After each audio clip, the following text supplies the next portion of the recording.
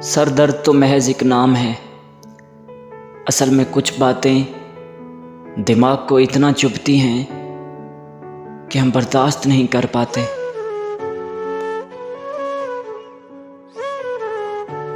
ख्वाब दुख देने लगे थे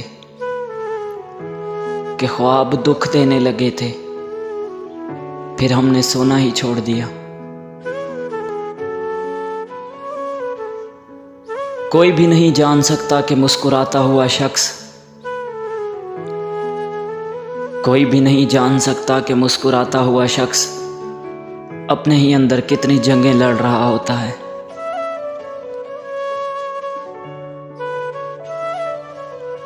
कुछ ना कुछ तो हकीकत ज़रूर होती है,